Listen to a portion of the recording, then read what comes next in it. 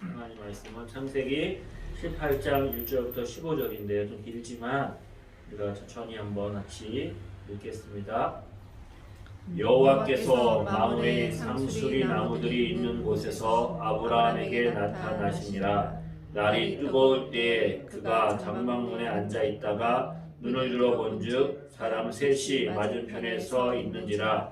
그가 그들을 보자 곧 장막문에서 달려나가 영접하여 몸을 땅에 굽혀 이르되 내 주여 내가 주께 은혜를 입었사오면 원하건대 종을 떠나 지나가지 마시옵고 물을 조금 가져오게 하사 당신들의 발을 씻으시고 나무 아래에서 씻어서 내가 떡을 조금 가져오리니 당신들의 마음을 상쾌하게 하신 후에 지나가소서. 당신들의 종에게서 오셨음이니이다. 그들이 이르되 내 말대로 그리하라. 아브라함 급히 장막으로 가서 사라에게 이르되 속히 고운 가루 세 수알을 가져다가 반죽하여 떡을 만들라 하고 아브라함이 또 가축대에 있는 곳으로 달려가서 기름지고 좋은 송아지를 잡아 하인에게 주니 그가 급히 요리한지라. 아브라함이 엉긴 젖과 우유와 하인이 요리한 송아지를 가져다가 그들 앞에 차려놓고 나무 아래에 모셔서며 그들이 먹으니라. 그들이 아브라함에게 이르되 내 아내 사라가 어디 있느냐? 대답하되 장막에 있나이다. 그가 이르시되 내년 이맘때에 내가 반드시 내게로 돌아오리니 내 아내 사라에게 아들이 있으리라 하시니 사라가 그리 장막문에서 들었더라. 아브라함과 사라는 나이가 많아 늙었고 사라에게는 여성의 생리가 끊어졌는지라. 사라가 속으로 웃고 이르되 내가 노쇠하였고 내 주인도 늙었으니 내게 무슨 즐거움이 있으리요. 여호와께서 아브라함에게 이르시되 사라가 왜 웃으며 이르기를 내가 늙었거늘 어떻게 아들을 낳으리요 하느냐. 여호와께 능하지 못한 일이 있겠느냐. 기한이 이를 때에 내가 내게로 돌아오리니 사라에게 아들이 있으리라. 사라가 두려워서 부인하여 이르되 내가 웃지 아니하였나이다. 이르시되 아니라 내가 웃었느니라. 아멘. 하나님 나라의 원리라는 제목으로 함께 말씀을 나누겠습니다.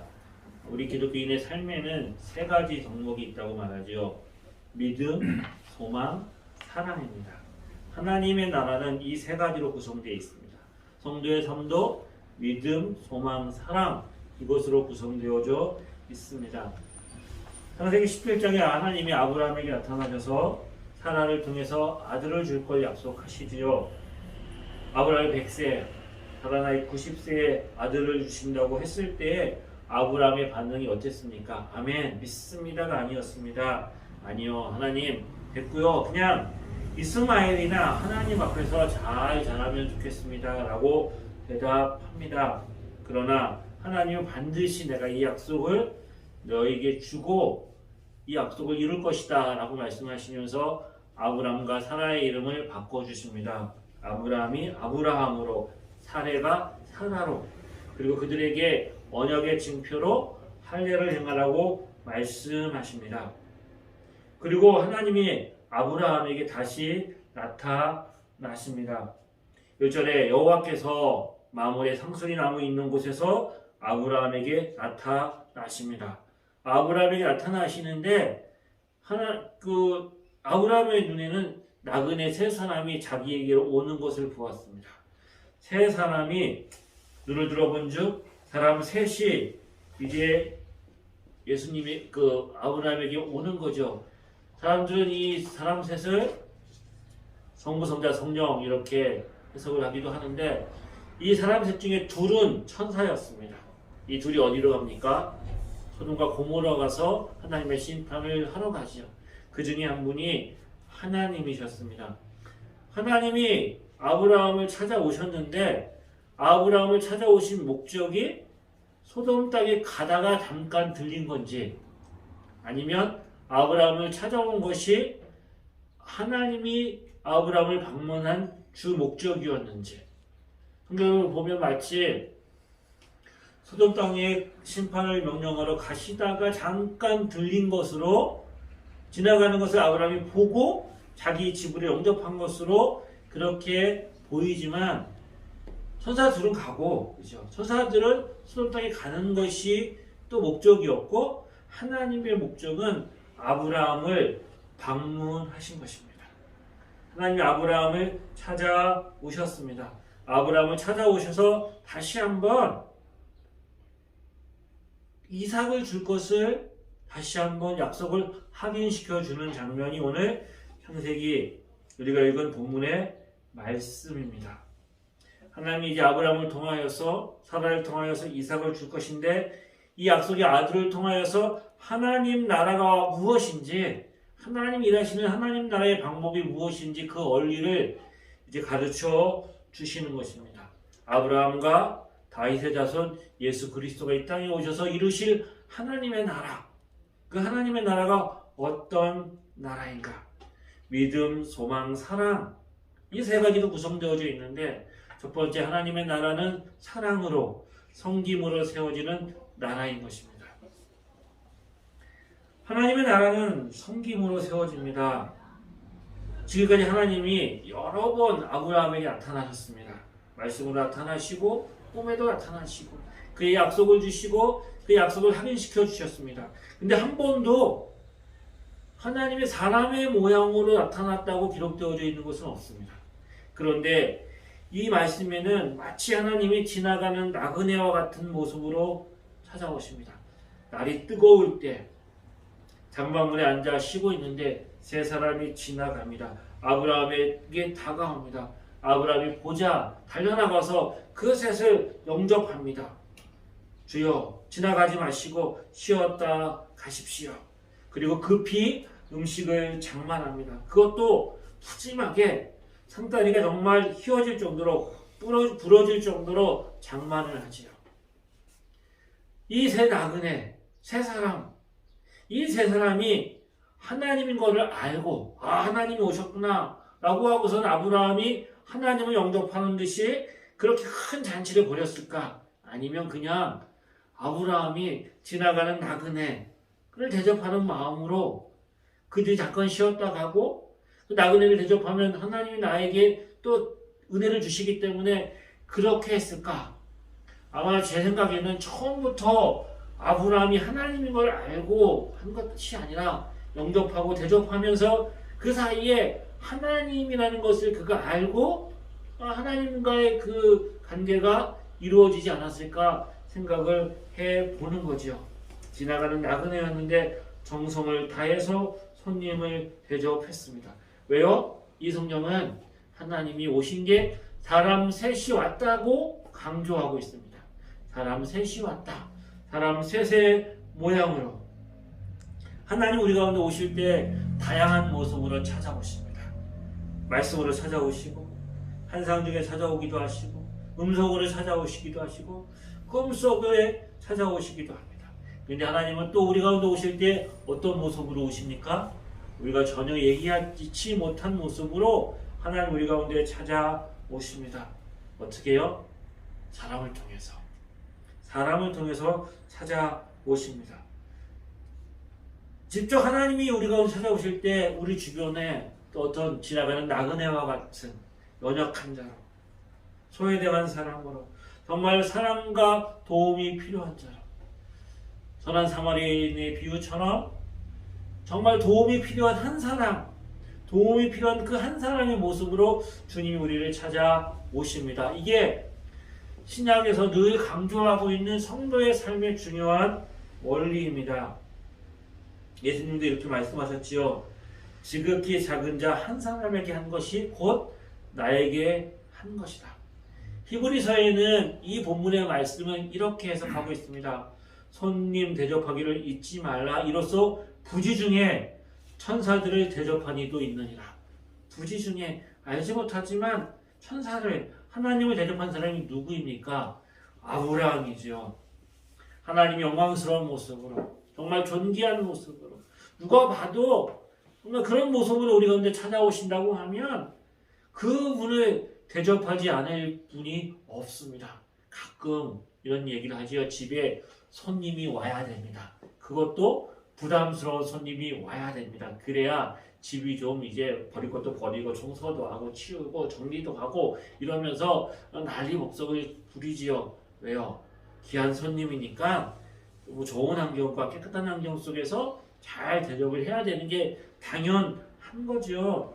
또 내가 무엇인가를 그 사람에게 선을 베풀거나 잘 대접하면 세상에 공짜가 없잖아요. 그죠? 받았으면 다 마음에 그게 부담이고 짐이니까 언제나 또 갚겠지. 뭐 이런 생각도 우리가 은연중에 하게도 되지요. 잘 사귀어두면 언젠가 힘이 될 거야. 근데 하나님 우리 가운데 찾아오실 때 어떤 모습으로 찾아오십니까? 나에게 도움이 되고 나에게 필요를 채워주는 모습이 아니라 누군가 왜 나에게 어떤 그 도움과 사랑이 필요한 대상으로 찾아오시는 거죠. 왜요? 하나님 우리 가운데 은혜와 복을 주셨는데 그 복을 나누며 섬기라고 주신 거죠. 주님은 이렇게 말씀하십니다. 인자가 온 것은 섬김을 받으려 함이 아니요 도리어 섬기려 하고 자기 목숨을 많은 사람에게 배송물로 주려 함이라. 주님 우리가 섬길 때 이 땅에서 무엇인가 받고 보상받으려고 하는 마음이 아니라 주의 이름으로 섬기고 살아가고 나눌 수 있는 마음을 가지고 있는 것이 복이다. 주님 그렇게 말씀하십니다. 그 마음을 가지고 있는 것이 하나님이 우리 가운데 주신 상급이고 면류관이라 말씀하십니다. 주님이 우리를 섬기셨습니다. 주님의 나라는 섬김으로 세워지는 나라입니다. 주님의 나라는 사랑으로 섬겨지는 나라이죠. 그래서 주님께서 제자들의 발을 씻으셨습니다. 그리고 자기의 몸을 대속물로 내어주셨습니다. 섬기는 것, 그것이 우리가 이 땅을 살아가는 하나님의 사람들의 축복입니다. 근데 우리가 오해하는 게 하나 있어요. 섬기는 것, 뭘로 섬겨야 돼? 나는 뭐 재능도 없고 능력도 없고 물질도 없고 섬길 게 없어요. 우리가 그런 걸로 섬기는 걸로 생각해요. 왜요? 그거는 표가 나거든요. 그건 내가 섬겼다라고 뭐 할 수 있는 뭔가 나를 아는 대로 뿌듯하고 뭐 섬겼다라는 어떤 표시가 날 수 있으니까 뭐 그런 걸로 섬길 수 있다라고 우리는 착각을 하고 생각을 해요. 하지만 그렇지 않습니다. 우리는 하나님 주신 모든 것으로 섬길 수 있는 거예요. 찬물 한 잔 주는 게, 그죠? 찬물 냉수한 걸 주는 거, 그것이 주님 앞에는 큰 섬김이라고 말씀을 하시죠. 우리는 뭘로 섬길 수 있을까요? 우리 마음으로 섬길 수 있어요. 따뜻한 말 한마디, 그게 귀한 섬김입니다. 그냥 지나가지 않고 말 한마디 인정해주고 칭찬해주고, 또요 우리는 기도로 섬길 수 있습니다. 가장 큰 섬김은 기도의 섬김입니다. 우리 하말레 집사님 늘 우리가 만나면 우리 하말레 집사님이 하시는 얘기가 있어요. 주님 만난 그날까지 내가 건강하게, 우리 아들 두아를 위해서 기도하고 내가 교회와 목사님과 사모님을 위해서 기도한다고.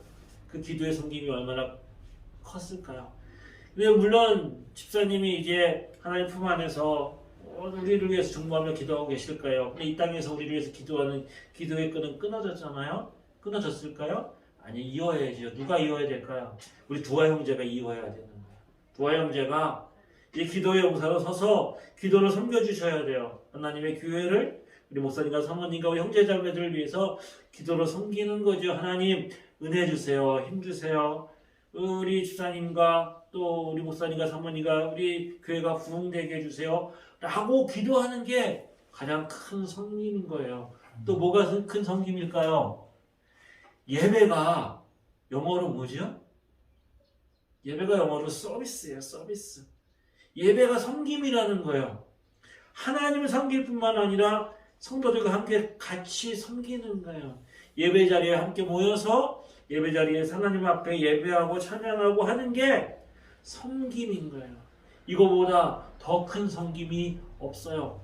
내가 하나님을 섬기듯이 교회를 섬기고 형제를 섬기고 이러므로 인하여서 하나님의 교회가 세워지는 거죠. 섬김. 이 섬김의 열매가 뭘까요? 사랑인 거죠. 사랑으로 섬기는 거예요. 사랑으로.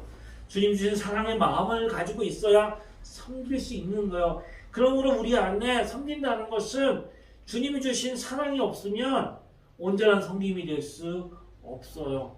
내가 무엇인가 나 자신만 생각하지 않고 내 안에 내 자신을 가둬두지 않고 내 안에 내 자신만을 생각하지 않고 조금이라도 기도로 마음으로 섬길 수 있다는 마음의 여유, 그 풍성함이 있다는 게 우리 인생을 살아가면서 얼마나 큰 은혜이고 자산인지 모르겠어요. 하나님의 나라는 사랑으로 섬겨지고 사랑으로 세워집니다. 그리고 뭘로 또 세워질까요? 믿음으로 세워집니다. 믿음. 믿는다는 건 뭘 믿을까요? 하나님의 말씀을 믿는 것입니다. 하나님 끊임없이 하나님의 자녀들에게 말씀하세요. 제가 이사야를 우리 함께 묵상하면서 하나님 대단하다. 하나님 대단하다. 하나님 어떻게 보면 정말 하나님은 자존심도 없네 라고 느껴지는 표현들이 있어요. 나는 여호와다. 나밖에 없다. 나는 하나님이다. 나밖에 없다. 다른 신은 없다. 나밖에 없다. 나밖에 없다라는 말씀을 그 백성들을 향해서 계속 강조하세요. 배역하고 공의를 떠나고 우상을 섬기고 그런 백성들을 향하여서 하나님 끊임없이 말씀하세요. 내가 하나님이야. 나는 여호와야. 나밖에 없어. 나밖에 없어. 나밖에 없어. 계속 약속의 말씀을 반복해서 주시는 거죠. 하나님 아브라함에게도 반복해서 찾아오십니다. 그리고 하나님이 그 약속의 말씀을 반복해서 주시는 거죠. 하나님의 나라, 하나님의 백성들은 하나님의 말씀에 순종하는 거죠. 아브라함이 바랄 수 없는 중에 바라고 믿었으니 내 후손이 이와 같으리라 하신 말씀, 많은 민족의 조상이 되겠다 하신 그 말씀을 그가 믿었다는 거예요. 저 여러분의 삶도 뭘로 세워져야 될까요? 하나님의 말씀으로 세워져야 돼요. 하나님 믿음 주세요. 우리 믿음 달라고 기도하잖아요. 하나님 믿음 주세요라고 그 믿음이 막연한 게 아니라 그 말씀이 뭐가 포함되어져 있는 거예요? 하나님 나에게 말씀을 주세요. 약속에 대한 말씀을 믿는 믿음을 주세요. 이 믿음이 내 삶이 힘들고 어렵고 캄캄하고 무겁고 내 삶에 소망이 없고 좌절하고 낙심될 때 우리의 구해야 될 게 뭐예요? 믿음을 구해야 되죠. 그 믿음을 구하는 것은 정말 한 줄기 빛과 같은 하나님의 말씀이 내게 비춰주도록 성령의 하나님 말씀으로 해석되어지게 해주세요. 말씀으로 깨닫게 해주세요. 말씀으로 찾아와 주세요. 라고 구하면 하나님 우리 가운데 말씀하여 주세요. 특별히 오늘 말씀에 보면 하나님이 누구에게 관심이 있으세요? 아브라함을 찾아온 것 같은데 하나님의 관심은 사라에게 있는 거예요. 사라의 여성의 생리가 끊겼어요. 출산의 고통, 아이를 낳는 고통, 남자는 모르죠, 그죠? 여자가 낳는 거잖아요. 10달 동안 뱃속에 품고 여자가 그 아이를 낳아야 되는 거잖아요. 그 결론적으로 사라가 아이를 잉태해야 되는 거예요. 근데 사라에게는 현실적인 믿음인 거예요. 아브라함은 믿습니다. 하지만 자기는 그냥 믿기만 하면 되는 거예요. 그렇죠? 믿으면 되는데 사라는 자기 현실인 거예요. 내 몸에서 생리를 끊겼는데 아이가 생명이 잉태되고 자라고 10달을 품어서 낳아야 되는 거잖아요. 그러니까 사라가 그것을 감당해야 되는 일들인 거예요. 근데 사라의 현실 속에 보면 그 일은 가능하지 않아요. 하나님이 그 얘기를 했을 때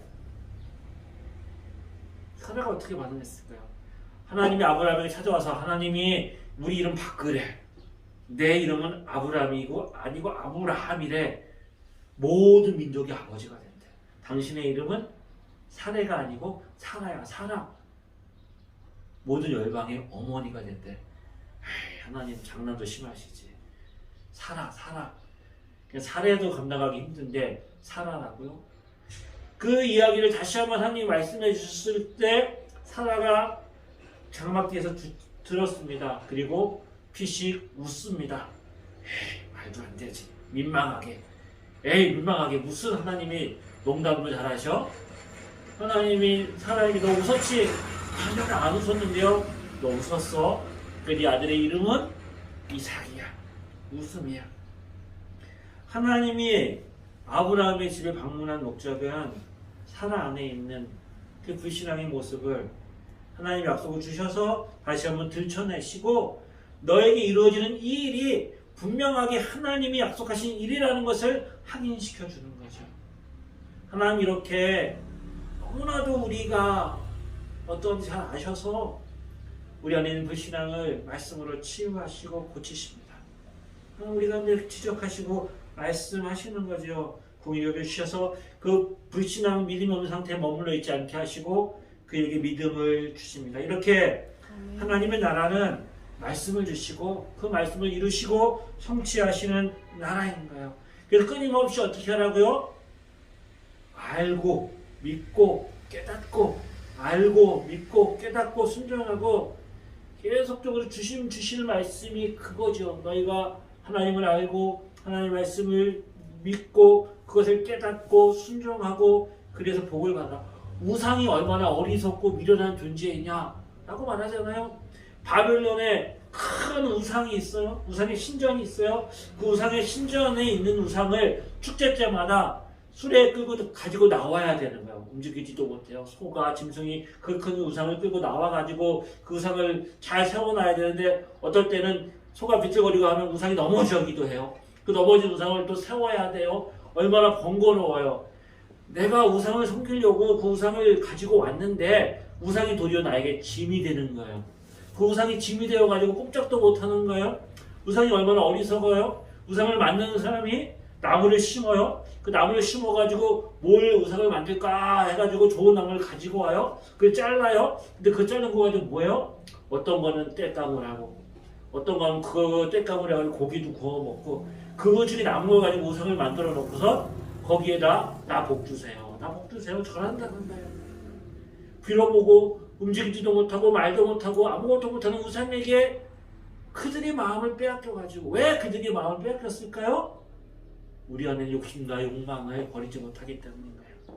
내 욕망과 욕심을 이루어도 뭔가 대상이 필요한 거예요. 의지할 대상이 필요한 거죠. 근데 그게 뭐가 됐어요?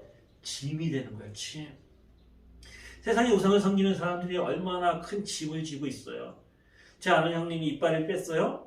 이빨을 뺐는데 와서 아유 내가 나를 잘못 잡았다는 거예요. 왜? 손 없는 날 이빨을 뽑았어야 되는데 그날이 나한테 좋지 않다는 거예요. 안 좋은 날 이빨을 뽑아가지고 내가 그 다음날 뽑았으면 그날이 손이 좋은 날이고 내가 나한테 좋은 날인데 그날 뽑았어야 되는데 내가 잘못 날짜를 잡았다고. 뭐예요? 우상이 짐이 되는 거예요. 우상이 짐이 되는 거예요. 자유함이 없는 거예요. 뭔가 내가 잘 보이고 내가 뭔가 잘 해주고 잘 대우를 해줘야 나한테 복이 있는 거예요. 그날부터 족쇄인 거예요. 족쇄. 다 물어봐야 돼요. 다 이거 어떻게 해야 되는지 뭐 부적이나 하나 붙이고 다니고 집에다 뭐 하나 써붙이고 있어야 나의 마음에 위안이 되고 위로가 되는 거예요. 그거 조금만 스트러지고 조금만 잘못되면 큰일 나는 거예요. 내 인생의 짐이 되는 거예요. 근데 하나님 뭐라고 말씀하세요? 하나님의 약속의 말씀이 있고 하나님의 말씀을 붙들고 믿음으로 행하면 나가면 하나님 우리 가운데 영광을 주시는 거예요. 우상 그 나라가 망하면 그 집안이 망하면 우상도 망하는 거잖아요. 그렇죠? 무슨 효험이 있어요? 나라가 망하면 그 우상도 망하는 거예요. 의미가 없는 거예요. 근데 이스라엘이 망했어요. 그럼 하나님도 망하나요? 아니요. 하나님 더 놀라운 일을 행하세요.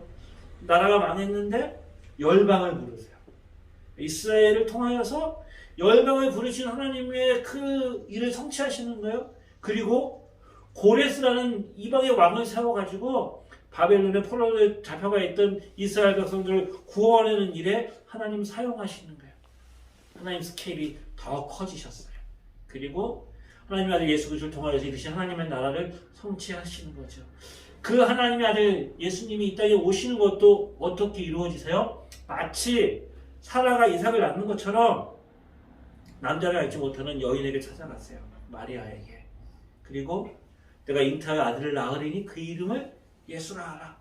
내가 남자를 알지 못하는 여인인데 어떻게 내가 이 일이 내게 이루어질 수 있습니까? 그랬더니 뭐라고 말했어요? 아세요? 믿는 자에게는 능치 못함이 없다는 거예요. 대저 하나님의 모든 말씀은 능하지 못함이 없느니라. 그때 마리아가 뭐라고 말을 해요? 주여 여종이오니 말씀대로 내게 이루어지이다.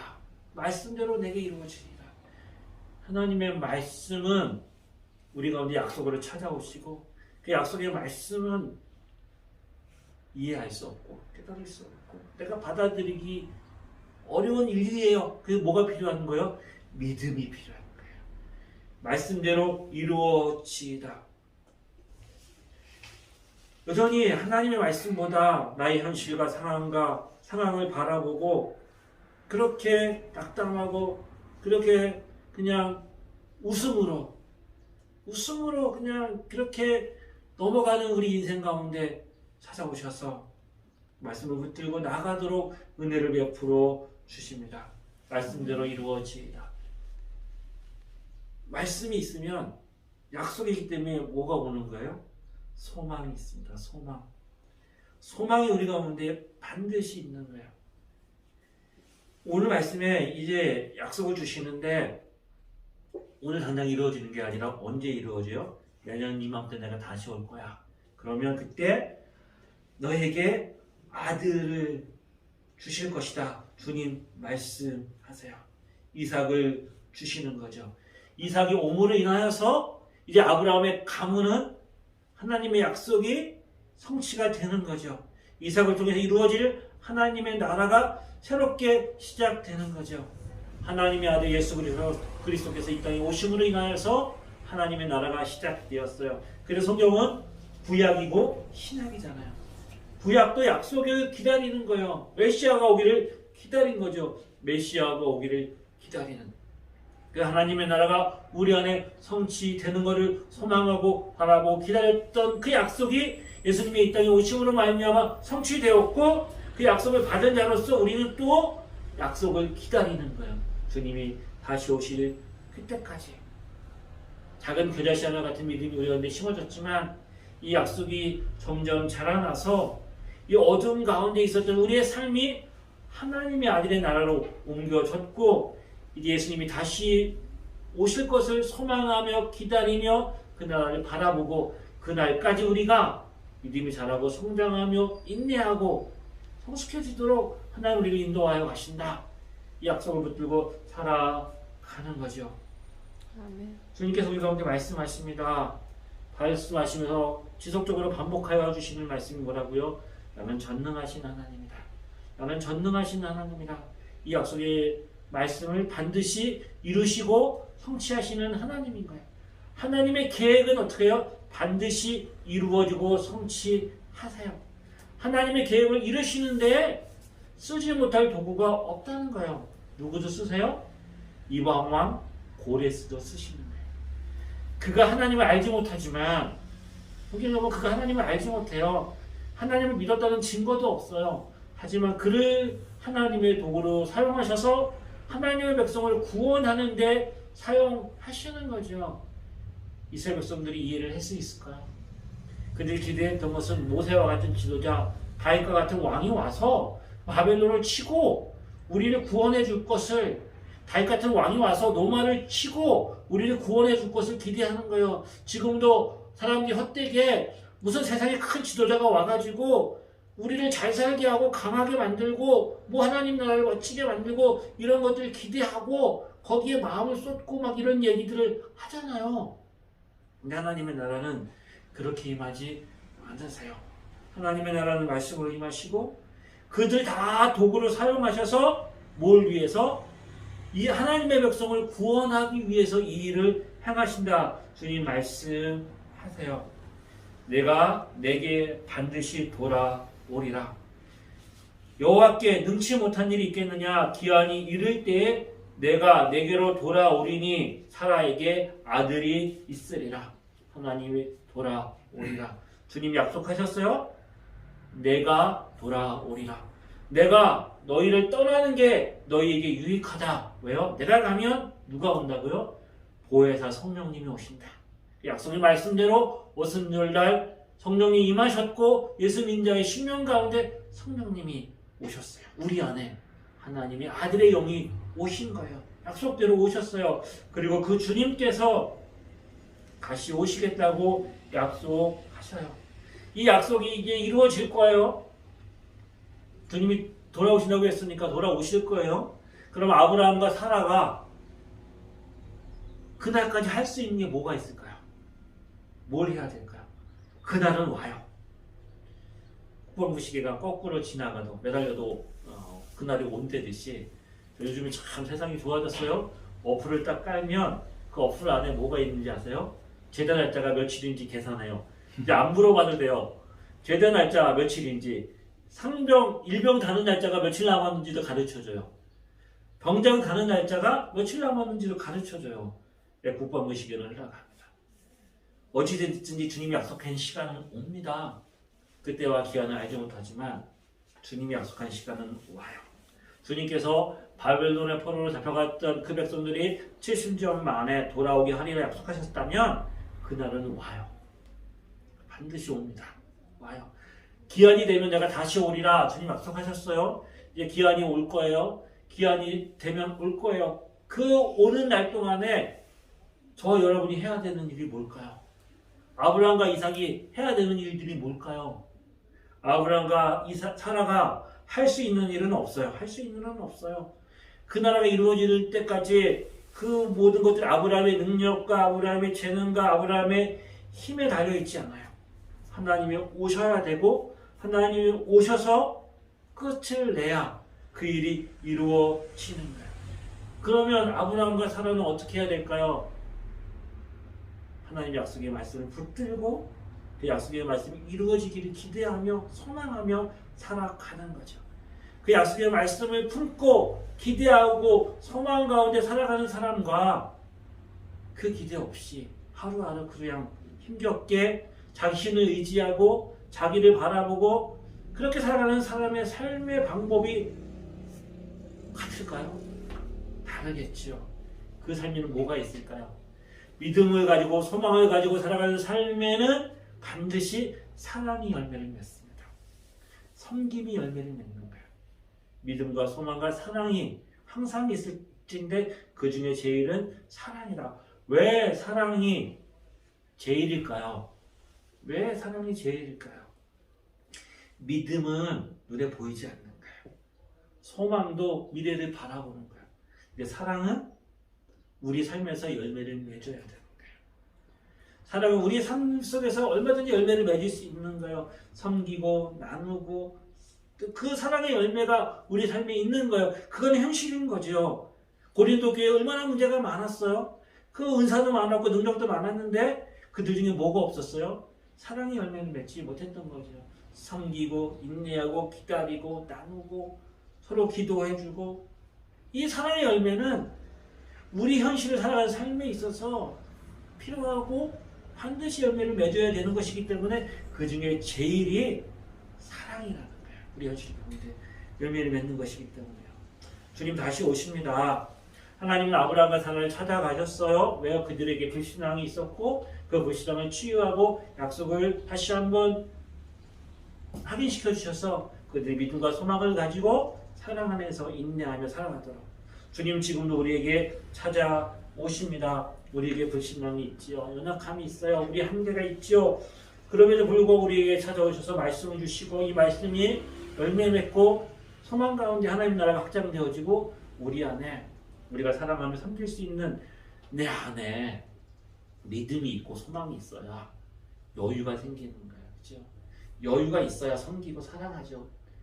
내 안에 내 문제만 딱 빠져가지고 나 자신만 바라보고 내가 전부고 내가 제일이라고 생각하는 사람들의 마음은 작아지고 인색해지고 좁아지기 마련이에요. 근데 하나님 우리 마음을 넓히시는 거예요. 넓히셔서 하나님 나라를 바라보고 이웃을 바라보고 섬기며 살아가도록 우리 가운데 찾아오십니다. 우리의 삶에 이 놀라운 은혜, 믿음과 소망과 사랑이 영원히 우리의 삶을 지탱시켜주고 우리 가정과 우리 공동체와 우리 교회와 이 나라 민족 가운데서도 이 은혜가 풍성하게 넘치기를 바라보고 소망하며 누리는 은혜가 우리 모두에게 있기를 주의 이름으로 축복합니다. 기도하겠습니다. 참 좋으신 하나님 아버지 우리에게 믿음을 주시니 감사합니다. 믿음 안에서 소망을 꿈꾸게 하시고 사랑으로 열매 맺게 하여 주옵소서. 믿는 자에게 능치 못함이 없다 하나님 말씀하셨습니다. 왜? 하나님이 전능하시기 때문입니다. 우리 현실에 넘어야 될 장벽들이 있습니다. 내 힘으로 감당할 수 없는 일들이 있습니다. 특별히 우리 자녀들의 문제는 내 힘과 내 지혜와 내 방법으로 해결할 수 없습니다. 아버지 하나님, 모세의 부모들이 그 아버지 하나님 나일강에 그 모세를 띄우면서 하나님을 기대하고 바라보았듯이 우리 자녀들을 하나님께 맡깁니다. 하나님 그들을 인도하여 주시고 그들에게 믿음을 주시고 그들의 삶 속에서 하나님이 함께하여 주시기를 소망합니다. 역사하여 주시옵소서.